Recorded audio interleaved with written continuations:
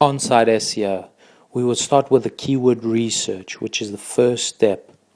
You would have to go to the Google AdWords keyword tool. There is the URL on the screen, and you would have to enter a few keywords that are related to your business. So, for example, if you were selling LED lights or LED bulbs, you would input these into the tool, and then it will show you which ones are the most searched keywords on Google itself. And then you can actually sort by the most searched. So all you have to do is click a button and Google will show you which are the most searched keywords within the business that you are targeting. And you should then pick 2 or 3 of these keywords and assign them to one page of your website. So for example, looking at the keywords that we inputted, you would press Get Ideas, you would input the keywords, input the location, so for example, United Kingdom. Then you would press the blue button, Get Ideas, and Google would show you exactly which ones are the most searched for keywords within this niche. So as we can see, LED lights gets around 33,000 searches, whereas LED bulbs only gets 18,000. The next step would be to go to the Google Trends and see which keywords are going up on trends and which ones are going down. So for example, LED lights, if you input it into Google Trends, you can see that over the years there has been a massive increase in searches on Google. But maybe on the other hand, if you search for energy saving lights or energy saving LED lights, maybe there has been a decline.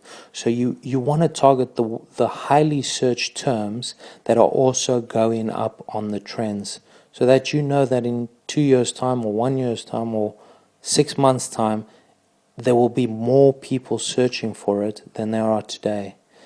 On the other hand, if it's decreasing rapidly, there is no point in targeting a keyword that maybe in 6 months will have close to no searches at all.